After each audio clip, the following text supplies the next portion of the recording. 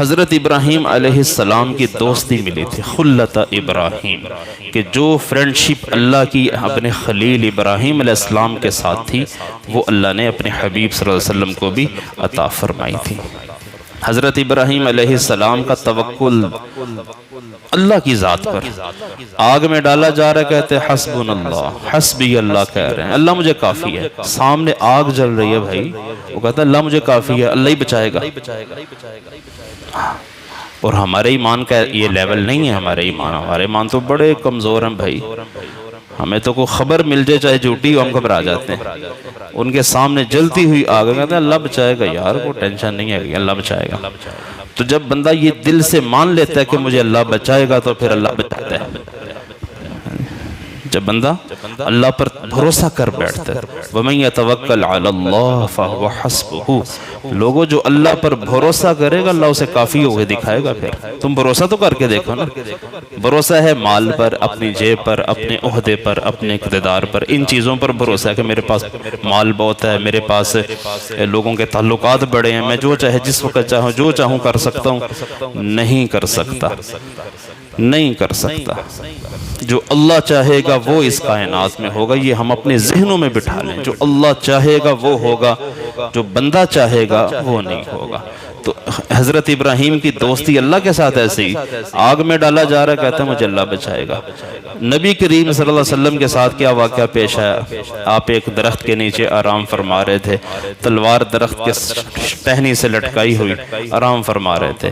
ایک کافر آیا اور اس نے آ کر تلوار اتاری اور کہنے لگا میں یمنعک منی یا محمد، محمد تجھے مجھ سے کون بچائے گا؟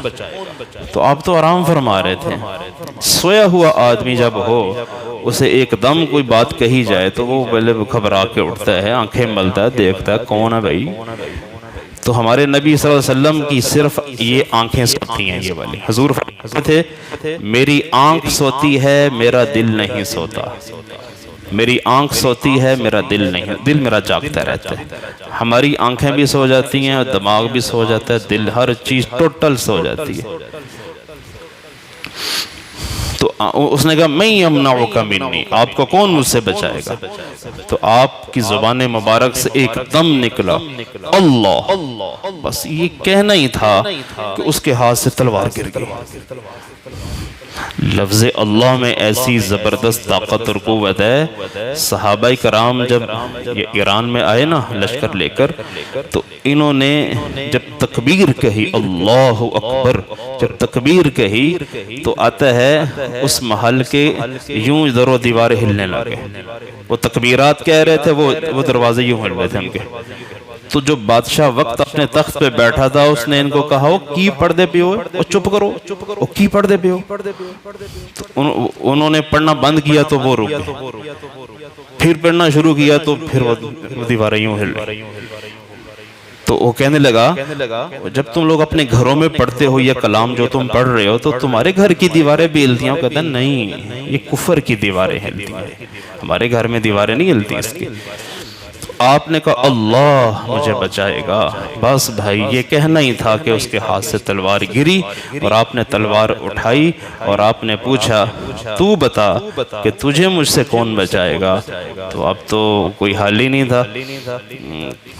کہنے لگا آپ کریم ہیں، کریم باپ کے بیٹے ہیں، معاف کر دے۔ آپ نے فرمایا کلمہ پڑھتے ہو؟ کہتا نہیں میں نہیں کلمہ پڑھتا، چھوڑ دیا ایسے۔ کیا فرما دیا؟ زبردستی کا اسلام نہیں چاہیے تھا آپ کو، نہ ہی تلوار کے زور پہ کبھی آپ نے اسلام پھیلایا۔ اسلام تو اخلاق کے زور پہ پھیلا۔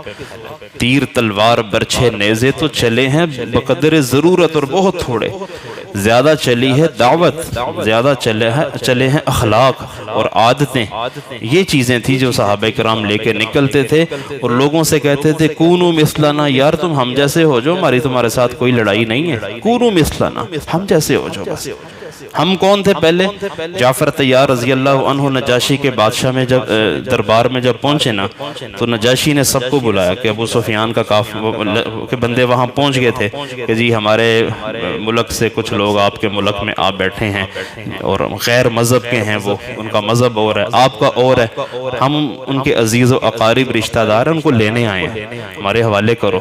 نجاشی نے کہا ظلم ہوگا میں ان کی بات سنے بغیر میں ایسے فیصلہ کروں، میں ان سے بھی سنوں گا۔ تو جعفر طیار تشریف لائے۔ تو جعفر طیار رضی اللہ عنہ نجاشی کے دربار میں کھڑے ہو کر فرمانے لگے، اے بادشاہ، ہم مشرک تھے، ہم اپنے ہاتھوں سے بت بناتے تھے، پوجتے تھے، ہم مردار کھاتے تھے، ہم قطع رحمی کرتے تھے، ہم شرابیں پیتے تھے، ہم جوا کھیلتے تھے، ہم زنا کاری کرتے تھے، معاشرے کے سارے عیب ہم میں تھے۔ پھر ہم میں ایک شخص کھڑا ہوا جس نے کہا کہ میں اللہ کا نبی ہوں، اس نے ہمیں حکم دیا کہ بت پرستی مت کرو، اپنے ہی ہاتھوں سے تم پتھر تراش کے انہی کو خدا کہتے ہو، ایسا مت کرو۔ اس نے ہمیں صلہ رحمی کا حکم دیا، اس نے ہمیں حلال کھانے کا حکم دیا، اس نے شراب سے ہمیں روکا، اس نے جوئے سے روکا، اس نے عصمت دری سے یعنی زناکاری سے ہمیں روکا اور پاک دامنی کی زندگی گزارنے کو کہا۔ اے بادشاہ، ہم اس پر ایمان لے آئے، اب ہمارے ایمان لانے سے ہمارے ہی قوم کے لوگ، ہمارے ہی عزیز و اقارب ہمارے خلاف ہو گئے۔ وہ کہتے ہیں پرانی زندگی اختیار کر، ہم نہیں کر سکتے۔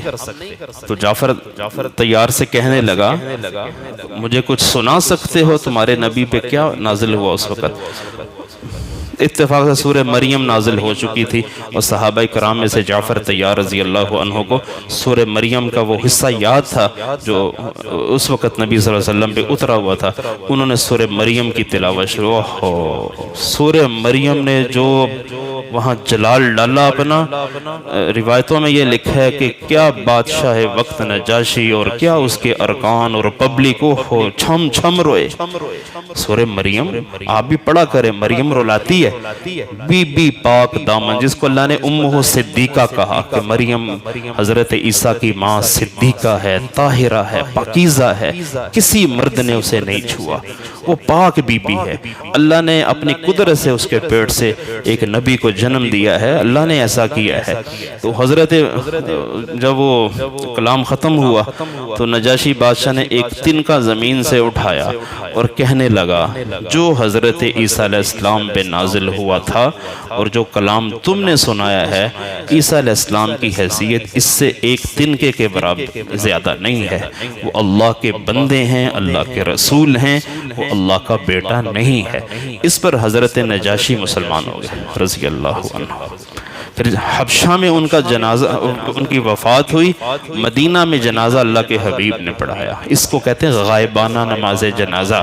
یہ صرف نجاشی کے لیے تھا، ہم لوگوں کے لیے نہیں ہے کہ میت پڑی ہے لندن میں جنازہ غائبانہ، اللہ اکبر ادھر شروع کر دو۔ یہ غائبانہ جنازے نہ پڑھا کریں آپ لوگ، جنازہ وہی جو میت سامنے پڑی ہو۔ معجزہ تھا اللہ کے حبیب کا کہ جنازہ پڑا ہے حبشہ میں اور صفیں سیدھی ہو رہی ہیں مدینہ منورہ میں، کہ اللہ نے سارے پردے راستے سے ہٹا دیے تھے اور آپ کو جنازہ نجاشی کا آنکھوں سے نظر آ رہا تھا۔ یہ حضور کا معجزہ تھا، یہ کسی اور کے لیے بات کے لیے نہیں ہے۔ بعد میں کبھی زندگی میں آپ نے غائبانہ جنازہ نہیں کسی کا پڑھا، بس یہ ایک دفعہ ہی ہوا اس طرح، تو آپ نے ان کو ریسپیکٹ دی۔